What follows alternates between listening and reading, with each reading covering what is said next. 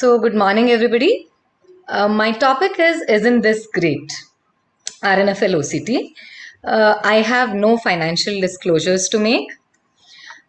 Typically, glaucoma has been diagnosed traditionally by these three methods using fundus photography or fundus evaluation, disc evaluation. Then we have applanation tonometry. Then we have visual field defects that Dr. Nupur Rana explained very well.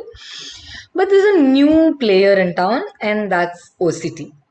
So, why is OCT important? We have to understand that perimetry is the loss of functional vision. It denotes that, and OCT denotes the structural damage. And the structural damage precedes that of functional loss of vision by about 6 years. And during that time, about 35 to 50% of RNFL is already lost. That's a very big loss. So that's the main use of OCT in diagnosis of pre-perimetric glaucoma. As in, if we see a doubtful case and visual field defect is not there, even then it can be glaucomatous and we can diagnose it using RNFL OCT. And it differentiates glaucoma from no glaucoma. If an RNFL OCT is normal, then the chances of it being glaucomatous is very, very less. And it can monitor the progression in glaucoma. It has two extreme advantages, that is, it is very quick and very less cooperation is required. Is somebody saying something?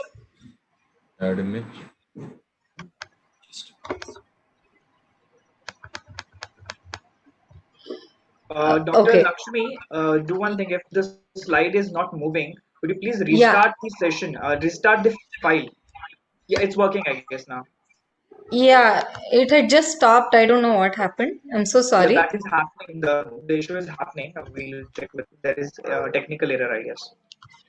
Okay. So as I was saying, it has distinct uses and advantages. So the OCTs that we use in glaucoma are RNFL OCTs and ganglion cell and macular OCTs. But the ganglion cell layer analysis is not done so much simply because it is a very sensitive test, as in it can diagnose glaucoma, but it's not a very specific test for glaucoma. Now coming to the topic at hand, RNFL OCT. It can be a time domain OCT or a spectral domain or a swept source OCT. It can be any of these platforms, various platforms that we have, and all of these gives rise to all these colorful printouts with a lot of data on it. We have to remember that all data are similar. Each of them have specific use, and if we know what is the use of each one, we can actually diagnose glaucoma. A printout can be divided into 7 zones. I will be explaining each of the zones in detail now. So the zone 1 is the introductory data. The age and sex part is more important because it compares it with the normative data. Then we have the signal strength, that is very important. Signal strength is displayed in the printout in the topmost portion of Cirrus OCT and Heidelberg and Avanti OCT. It's different for different devices. If it is more than 6, it is normal in Cirrus OCT. If it is more than 35, it's a reliable test. But in Heidelberg and Revo FC OCT, it is something that is displayed while taking the OCT. So we have to keep that in mind. Then we have the tabular data charts. It can be an RNFL data and ONH data that is displayed in the center. So basically the first thing that we see in this is the color coding. If there are red colors, the hot colors, yellow and red colors in both the RNFL data as well as ONH data, that means that it's abnormal. It can be glaucomatous. And cold colors like green and white means that it's normal.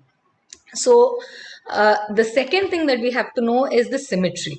If the symmetry is more than 80% or 0.8, that means it's good symmetry. The chance of it being glaucomatous is less.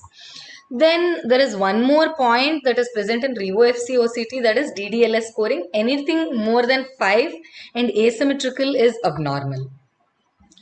So RNFL thickness map looks something like this in this position. The color coding is given on the left side. The hot colors are thicker and normal. The cooler the colors are, it is abnormal. It has a typical bow tie pattern, can be bifid, which is normal. Then we come to RNFL thickness deviation map. So this map, signification map, is a black and white map which shows the color coding, that is, if it's reddish or yellowish in color, it's borderline or abnormal. If it's no color, as in this case, it's normal. This is clearly abnormal. Then Tisnet graphs. The graphs are plotted according to the quadrants, and if it's in the red zone, it is abnormal. Yellow zone, borderline, green, it should be in the green area. And there is a central part to it where it overlaps both the eyes. We can see in the topmost portion it is symmetrical. It should be symmetrical in both eyes for it. The chances of it being glaucomatous are less. If it's asymmetrical like this with more dips down, the chance of it being abnormal are more. Then we have the circular graphs. It's just the pie chart pattern for both the quadrants as well as clock hour areas. And we see whatever zone is red and yellow is abnormal. Next, we come to the tomograms that are displayed in the bottommost portion. So in these tomograms, we have to look at these red and green lines. The red line marks the ILM. The green line marks the Bruch's membrane. So our OCT should come in between these two lines, and there should always be a cup displayed, and we should see how deep the cup is. In Cirrus OCT, 3 of the tomogram images are seen. So we can use this glaucoma RNFL OCT for guided progression analysis. If we use the progression program that is there, all we have to see is in the repeated OCTs if a yellow zone is coming on and if it's changing it to red. If it is changing into red, that means that we have to start the patient on glaucoma therapy ASAP. Now we have some artifacts that are displayed on RNFL thickness map, and these are unreliable and cannot be used. So involuntary saccade defects, they are seen as these black patches. Blink artifacts are seen as these smudgy areas with overlapping places. These are unreliable. Next, we come to segmentation error. As I said, the yellow line should be in between that of red and green line. So if the line, it is seen as a purple line in case of Cirrus OCT. We see here that it's in the topmost portion and it's going beyond the green line down. So that means it's a segmentation error. It's not a reliable OCT. Then we have this OCT where there is no cup displayed. So it's not the right area of imaging. There is a segmentation error. Then we have errors in reading wherein we can classify it as false negatives and false positives. False negatives can be eliminated by repeating the scans, and false positives can be eliminated by knowing the normative data. So we need to know what the normative data is fed into the machine. Age should be more than 18 years. Refractive error should be myopics less than -8 and hyperopes less than +6. And fundus picture shouldn't have a peripapillary atrophy or an unusually very large deep cup. Those are not in the normative data. So now we have an OCT. Let's just read it. Let me have just 30 seconds more. I'll just take 30 seconds more. So all the initial introductory data are seen here. In the charts, I see red parts are only in the ONH parameters and not in the NFL parameters, but inter-eye symmetry is 0.5, so it's very, very less.